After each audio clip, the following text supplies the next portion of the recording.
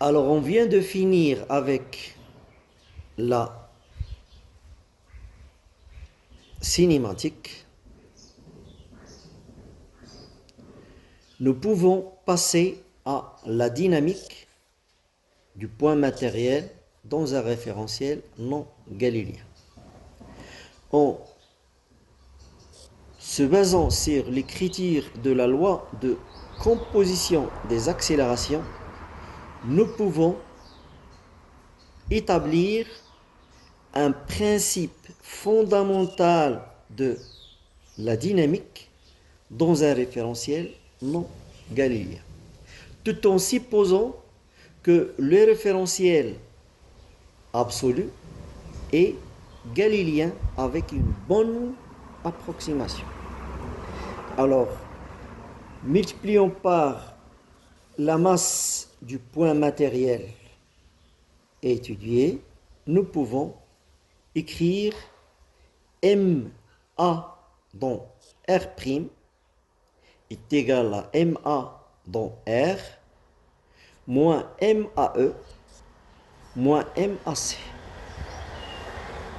AE et AC représentent respectivement l'accélération d'entraînement et l'accélération de Coriolis. Alors, puisqu'on a supposé que le R est galiléen, donc je peux remplacer le MAM dans R par la somme des forces extérieures appliquées au point M à l'instant T.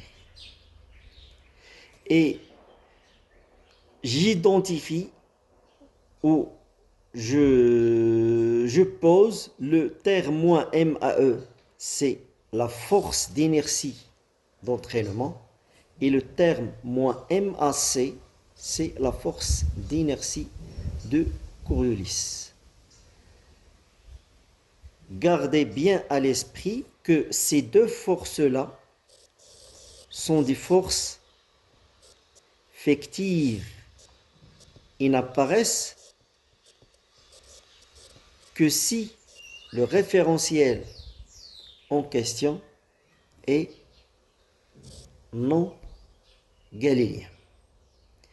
Et donc, j'aboutis à une écriture nouvelle des principes fondamentaux de la dynamique dans n'importe quel référentiel. S'il est galiléen, il n'y a pas de force fictive. S'il n'est pas galiléen, il faut en tenir compte. Et gardez aussi à l'esprit que le troisième principe de Newton, à savoir le principe des actions réciproques, n'est pas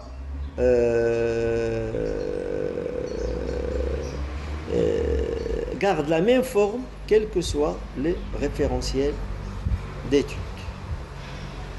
Et donc l'on va utiliser ce principe-là pour, par exemple, montrer ou expliquer certains phénomènes dus